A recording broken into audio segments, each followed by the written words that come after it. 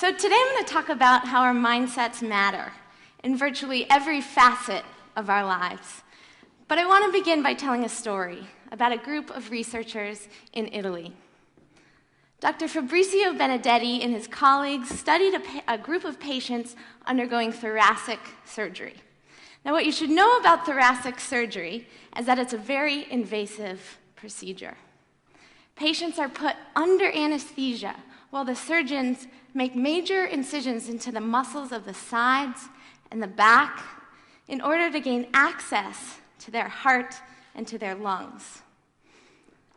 Now, about an hour after the anesthesia fades away, the pain starts to set in. Fortunately, patients are given strong doses of morphine sulfate, a powerful painkiller.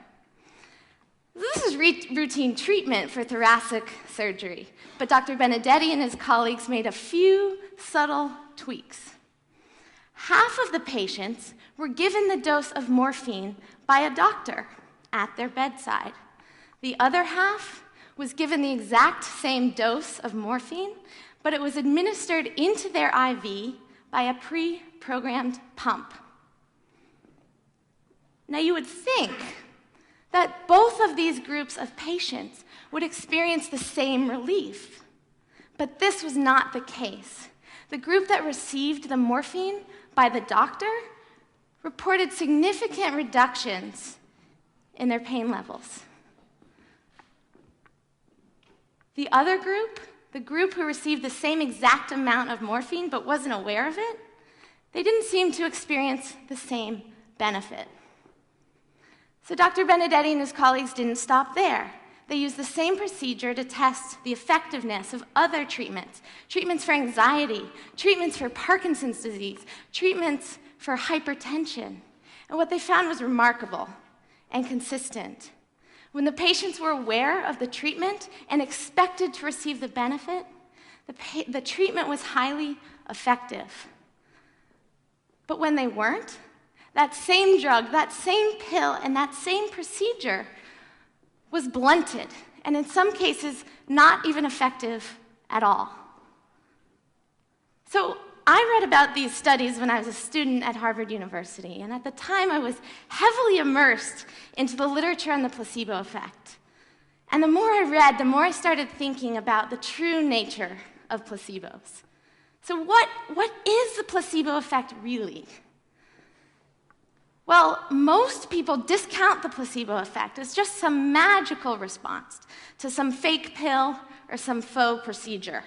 But that's not what the placebo effect is. The placebo effect is not about the faux pill or the sugar pill or the fake procedure. What the placebo effect really is a powerful, robust, and consistent demonstration of the ability of our mindsets, in this case, the expectation to heal, to recruit healing properties in the body. So what is a mindset? A mindset is quite literally a setting of the mind. It's a lens or a frame of mind through which we view the world. We simplify the infinite number of potential interpretations at any given moment. Now, the ability to simplify our world through our mindsets is a natural part of being human.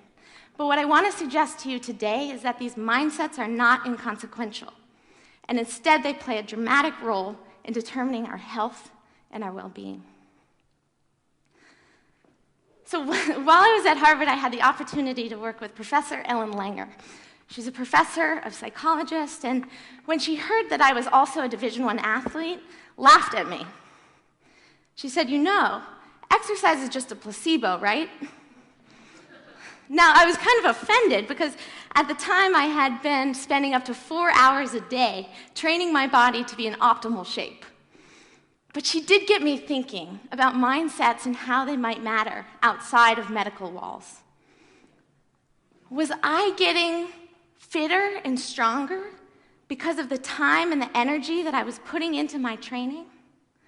Or was I getting fitter and stronger because I believed that I would? What about the other extreme? What if people were getting an extraordinary amount of exercise but weren't aware of it? Would they not receive the same benefit?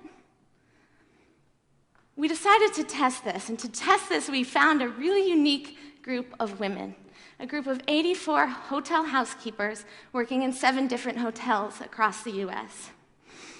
So these women are on their feet all day long. They're using a variety of muscles, and they're burning an extraordinary amount of calories just doing their job. But what's interesting is that these women don't seem to view their work in this light. We asked them, we said, "Do you exercise regularly?" And 2/3 said no. So we said, okay, well, so on a scale of 0 to 10, how much exercise do you get? And 1/3 of them said 0. I get no exercise at all. So we wondered, what would happen if we could change their mindset? So we took these women, we split them into 2 groups. We measured them on a variety of things, including their weight, their blood pressure, their body fat, their satisfaction with their job. And then we took half of them and we gave them a simple 15-minute presentation. We gave them this poster and we said, you know, your work is good exercise. It satisfies the Surgeon General's requirements, which are quite simply to accumulate about 30 minutes of moderate physical activity. You should expect to receive those benefits. 15 minutes. We came back 4 weeks later and we measured them again. Not surprisingly, the group that didn't receive this information didn't change. But those that did looked different. They dropped weight. They had a significant reduction in systolic blood pressure. They dropped body fat. And they reported liking their job more. So what does this tell us? Well, to me, it was fascinating that just as a result of a simple 15-minute presentation, the whole game changed, producing a cascade of effects on both their health and their well-being, presumably without even changing behavior. Now, some of you might be thinking, well, how do you know they didn't change their behavior, right? Because that must have been what produced the effects. Well, we know they didn't work anymore. And the room attendants themselves assured us that they didn't join the sports club down the street. But of course, we can't know for sure if they weren't, putting a little more oomph into their making the beds. So this question really plagued me. Is there a direct, immediate connection between our mindsets and our bodies? So to test this, I worked with my colleagues at Yale, Kelly Brownell, Will Corbin, and Peter Salovey, and we did so by making a big batch of milkshakes. So we made this big batch of milkshakes, and then we invited people to come to our lab to try the milkshakes, and in exchange, we would give them $75. Sounds great, right? Well, the less appealing aspect of the agreement was that while they were drinking the shakes, we had them hooked up to an IV so we could get their blood samples. We were out to measure ghrelin. Ghrelin is a peptide. It's secreted in the gut. The medical experts call this the hunger hormone. So when we haven't eaten in a while, our ghrelin levels start to rise, signaling to the brain it's time to seek out food, and slowing our metabolism to, just in case we don't find that food. Now, say we go out, we find and we devour a milkshake, a hamburger, some French fries, our ghrelin levels drop, signaling to our brain, time to stop eating, and revving up the metabolism so we can burn the food that was just consumed. So the participants came in, we hooked them up to an IV, and then we gave them a milkshake, Sensa-Shake. This is 0% fat, 140 calories, 0 added sugar. This is guilt-free satisfaction. So they drank this shake, and in response, their ghrelin levels dropped, but only very slightly, signaling to the brain that some food had been consumed, but not a whole lot. So a week later, they came back to our lab. We hooked them up to an IV again, and we gave them this shake.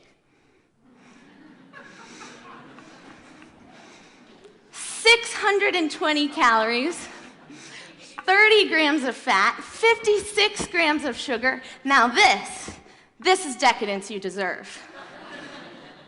And in response to this shake, their ghrelin levels dropped again, but this time at a significantly steeper rate, about 3 times more than the shake they had before. Now, this would make good sense to any metabolic nutritionist who understands that the drop in ghrelin is proportional to the amount of calories consumed. But there was a catch. In this study, even though the participants thought they had consumed the sensible shake and the indulgent shake, in reality, we gave them the exact same shake at both time points. So what does this tell us? Well, just as in the case when the same amount of morphine produced more or less of an effect depending on our awareness, and just as in the case when the same amount of exercise produced more or less of a benefit depending on how it was construed, here again, our mindsets proved to matter.